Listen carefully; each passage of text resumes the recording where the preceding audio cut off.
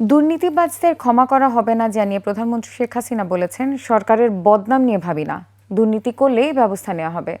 কোটা আন্দোলনের নামে যারা নিজেদের রাজাকার বলতে লজ্জা পায় না, তারা কোন চেতনায় বিশ্বাস করে প্রশ্ন তোলেন তিনি। বার্ষিক কর্মসংস্থান চুক্তি স্বাক্ষর অনুষ্ঠানে দ্রব্যমূল্যের লাগাম টেনে ধরারও নির্দেশ দেন সরকার প্রধান। মানিক শিকদারের রিপোর্ট।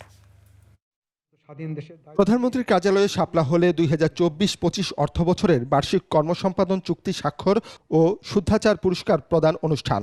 শুরুতেই চলতি অর্থবছরের বার্ষিক কর্মসম্পাদন চুক্তি স্বাক্ষর করে প্রধানমন্ত্রী শেখ হাসিনার নিকট হস্তান্তর করেন সংশ্লিষ্ট মন্ত্রণালয়ের সচিবরা। 2022-23 অর্থবছরের এপিআই বাস্তবায়নে শীর্ষ 10 মন্ত্রণালয়ের সচিবদের সম্মাননা প্রদান করেন প্রধানমন্ত্রী। এ সময় দুর্নীতির বিরুদ্ধে জিরো টলারেন্স ঘোষণা করে প্রধানমন্ত্রী বলেন, দুর্নীতি যেই করুক ছাড় নেই। সরকারি কাজে স্বচ্ছতা ও জবাবদিহিতা নিশ্চিতের নির্দেশ দেন সরকার প্রধান। যারাই দুর্নীতির সাথে জড়িত থাকবে তাদের ভিতরে যথাযথ ব্যবস্থা নেওয়া হবে। ও সরকারি কি বদনাম হবে না হবে সেটা আমি কেয়ার করি না, কিন্তু আমি সমাজটাকে আরও শুদ্ধ করে দেশের মানুষের কল্যাণে কাজ করার সুযোগ যাতে সৃষ্টি হয় সেই ব্যবস্থাটাই নিতে চাই। কোটা আন্দোলনের নামে যারা নিজেদের রাজাকার বলতে লজ্জা পায় না, তারা কোন চেতনায় বিশ্বাস করে প্রশ্ন তোলেন প্রধানমন্ত্রী। এ সময় পাকিস্তানি হানাদার বাহিনীর গণহত্যা ও নির্যাতনের কথাও স্মরণ করিয়ে দেন বঙ্গবন্ধু কন্যা।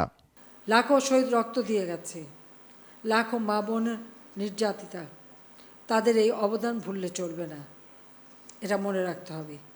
কারণ পাকিস্তানি হানাদার বাহিনী আর রাজাকার বাহিনী যেভাবে এদেশের অত্যাচার করেছে, আমার খুব দুঃখ লাগে কালকে যখন শুনি রোকেয়া হলে ছাত্রীরাও বলে তারা রাজাকার।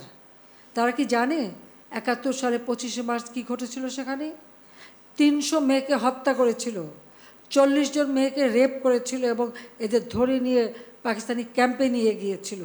নিত্য প্রয়োজনীয় দ্রব্যমূল্যের লাগাম টেনে ধরতে সচিবদের নির্দেশনা দেন প্রধানমন্ত্রী।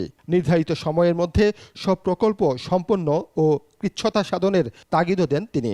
কেউ যেন কোনো রকম চক্রান্ত করে খাদ্যের দাম বাড়াতে না পারে, নজরদারিটা বাড়াতে হবে। যে সমস্ত প্রকল্প এখনও অসমাপ্ত সেগুলি সম্পন্ন করার ব্যবস্থা নিতে হবে। প্রতি ক্ষেত্রে আমাদের কৃচ্ছ্রতা সাধন করতে হবে। সুষ্ঠু পরিকল্পনা ও বার্ষিক উন্নয়ন কর্মসূচি যথাযথভাবে পালনের মাধ্যমেই স্মার্ট বাংলাদেশ নির্মাণের লক্ষ্যে এগিয়ে যাওয়ার আহ্বান জানান প্রধানমন্ত্রী। আসুন দেশটাকে এগিয়ে নিয়ে যাই। এই বাংলাদেশ কারোর কাছে হাত পেতে চলবে না। মানিক শিকদার, 21 টেলিভিশন, ঢাকা।